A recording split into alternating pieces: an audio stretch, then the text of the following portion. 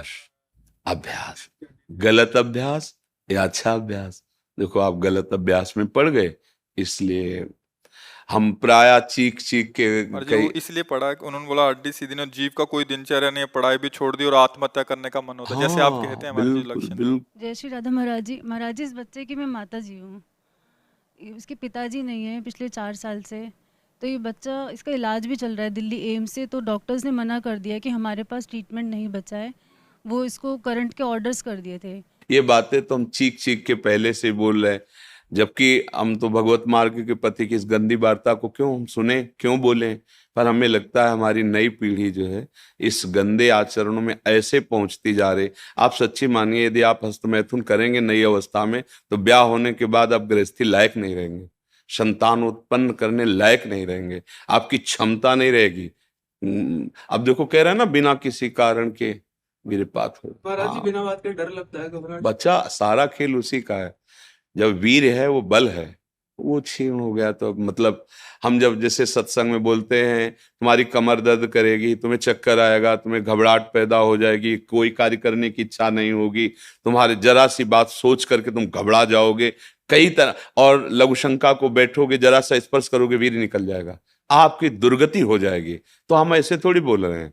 महाराज जी, जिंदगी जीने का बिल्कुल जीवन जीने का मन नहीं हाँ, महाराज जी। लेकिन अगर आप हमारी बात मानो तो अभी कुछ नहीं बिगड़ा है, सब ठीक हो जाएगा।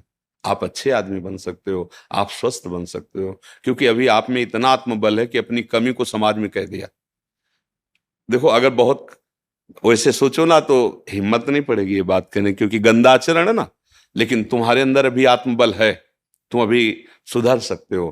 पहला नियम कि कैसी, जब तुम मरने के लिए तैयार हो, एक बात समझो, तो तुम इससे ज्यादा और कष्ट कौन सह सकते हो। जिसने मृत्यु का वरण कर लिया, तुम तब सबसे बड़े कष्ट को सहने की हिम्मत आ गई। तो तुम हस्त मैथुन के लिए अपने हाथों को संयम में रखो। दूसरी बात, थोड़ा सा चलना फिरना, व्यायाम, ऐसा कुछ शारीरिक करो जिससे श्रम हो। अगर तुम्हारे शरीर में थोड़ी भी सामर्थ्य है तो सुबह सुबह जैसे ब्रह्म मुहूर्त 4 बजे उठो। इसके साथ अब राधा नाम जप करो, थोड़ा सत्संग सुनने का समय रखो, 20 मिनट 30 मिनट सत्संग सुनो, और उठते बैठते चलते फिरते राधा राधा राधा राधा। केवल व्यायाम बुद्धि को शुद्ध नहीं करेगा, वो तो शरीर को पुष्ट करता है, लेकिन जो आपकी स्मृति में बैठ गया है कि जनेंद्रिय जनित सुख, उसको हटाने के लिए तो नाम ही है, दूसरा कोई बल नहीं है। महाराज जी, अब कोई गंदी चीज नहीं सोचता, मैं बिल्कुल माइंड प्योर है मेरा। जो गंदे अभ्यास में नहीं है उनका मन अब परेशान करता है। फिर तुम ऐसे सिद्ध हो गए कि तुम्हारा मन स्मृति सुन, फिर परेशानी क्या, मरना क्यों चाहते हो। नहीं महाराज जी, मेरा वो वीर्य निकलता है पेशाब से। फिर मतलब क्या रहेगा, जब स्मृति शांत है तो वीर क्यों निकलता है। अभी तुम बच्चे हो, समझ नहीं पा रहे जो हम कहना चाहते हैं। कहीं ना कहीं हाँ, कहीं ना कहीं मन हमारा अभी ठीक नहीं है, हमारी स्मृति अभी ठीक नहीं है। हमारी बात मान लो, राधा राधा कहने में तुम्हें कोई परेशानी रहेगी क्या। आज से मित्र मान के, हमें दोस्त मान के, जैसे आपने बताया। मैं आपको ही सब कुछ मानता हूँ। हाँ ठीक, मान लिया, पर हमारी बात मान लो, तब मान लिया कि हाँ आप हमको मानते हो। राधा राधा राधा राधा राधा, सब श्री जी के नाम में अपार सामर्थ्य है। 2-4 दिन करके ऊब मत जाना कि हम 4 दिन से राधा नाम जपा बंद नहीं हुआ। बात मान लो, राधा राधा, और थोड़ा डॉक्टर से ऐसे औषधि लो जिससे वीर्य पुष्ट हो। कई प्रकार के ऐसी आयुर्वेदिक औषधियां आती हैं जो वीर्य को पुष्ट करती हैं। और अगर वो थोड़ा वीर्य पुष्ट हो और आप थोड़ा व्यायाम करें नित्य नियम से, और थोड़ी देर सत्संग सुने, नाम जप करें, तो निश्चित परिवर्तन हो जाएगा, निश्चित परिवर्तन हो। भगवान में बड़ी सामर्थ्य बच्चा। मूकम करोति वाचालम पंगुम लंघयते गिरिम यत् कृपातम हम वंदे परमानंद माधव। नाम जप करोगे ना तो फिर सब ठीक हो जाएगा। नाम जप में बहुत सामर्थ्य, बहुत सामर्थ्य बच्चा, सब ठीक हो जाएगा धीरे धीरे, पर लॉन्ग समय, लंबे समय तक, उबना नहीं। नहीं, और जब आपको समय मिले तो 2-4 बार आओ, यहाँ का वायुमंडल आपको पवित्र करेगा। ये धाम है, संतों का समागम, श्री जी का नाम कीर्तन यश होता है। जब आपको ऐसा लगे ना कि बहुत आप उब रहे हैं, तब फिर चले आइए, ठीक है। धन्यवाद महाराज जी। नहीं, धन्यवाद की जरूरत क्या, जब दोस्ती तो धन्यवाद क्या है। धन्यवाद तो दूसरों को दिया जाता है, हम तो जब दोस्त हो गए तो फिर धन्यवाद क्या, ठीक है। इनमें सबसे प्रधान कारण कर्म और कुसंग, पूर्व का कर्म और कुसंग। मानो पूर्व का कर्म अच्छा होता तो संग अच्छा मिल जाता, पूर्व का कुसंग मिल जाने के कारण ऐसे। लेकिन अभी कुछ नहीं बिगड़ा, तू चिंता मत कर। सबसे बिगड़नी बात होती दुर्गति, और वो अब होगी नहीं।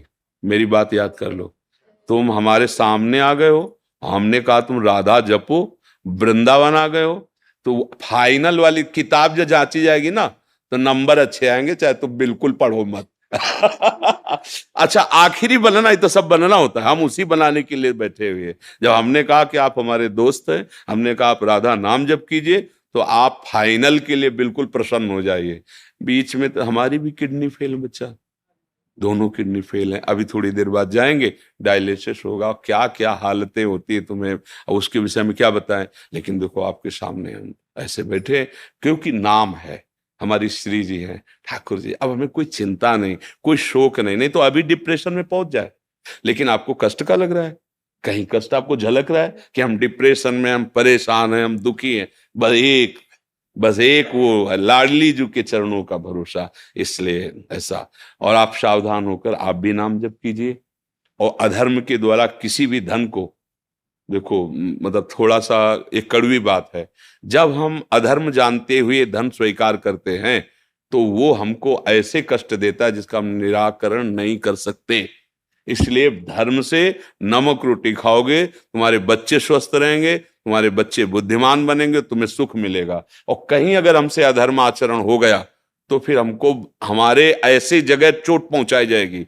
हम तो सह सकते हैं, हमें मारो, लेकिन हमारी ऐसी कोमल जगह मारा जाएगा जैसे बच्चा। अब इसकी पीड़ा देखकर तुम चाहे जितना प्रसन्न हो, जब घर आओगे तो आपका हृदय जल जाएगा कि यार किसके लिए करूं, किसके लिए करूं, मेरा जीवन क्या है। कोई ना कोई कर्म ऐसा जो हमें जैसे आज हम बाबा जी हैं, भगवत मार्ग के पथी, लेकिन पूर्व में कोई कर्म बिगड़ा, कोई गलती ऐसी हुई भयानक जिसका दंड मिल रहा है। भीष्म पितामह जी बाणों की सैया पे हैं, भगवान से कह रहे 100 जन्म तक मैं देख रहा हूं कोई पाप नहीं। बोले और आगे देखो, अपना तो बड़ा रजिस्टर है ना, हजारों करोड़ों जन्म हो चुके, इसलिए निश्चिंत रहो, आप भी नाम जप करो और अच्छे आचरण वाले, मतलब धर्म से कमाया हुआ धन, और आप तो निश्चिंत हो जाओ, राधा राधा राधा राधा। और ये डाल देंगे यूट्यूब में, और इसको आप रोज सुना करना। महाराज जी हमारे यार दोस्त है तो हमें चिंता क्या करनी। देखो गंदे दोस्त बनाए तो बिगड़ गए ना, और हमें दोस्त बनाओगे तो फिर बताना धीरे धीरे कि अब कैसा लग रहा है। आज से हमारी तुम्हारी दोस्ती पक्की, और हमारी दोस्ती यहाँ की केवल नहीं होती, आर पार की होती है।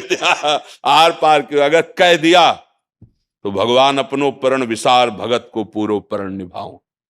अगर ये जो देख रहे हो आप, ये हमारी सामर्थ्य नहीं है, हम उन्हीं के बल पे दहाड़ते हैं और उन्हीं के बल से गारंटी लेते हैं, उन्हीं के बल से बात करते हैं, क्योंकि हमें उनकी कृपा से उनके स्वभाव और प्रभाव का यत किंचित पता है। तो आप निश्चिंत रहो, आप गंदे काम करना मत, गंदे बच्चों के बीच में मत बैठना, मोबाइल से गंदे दृश्य मत देखना।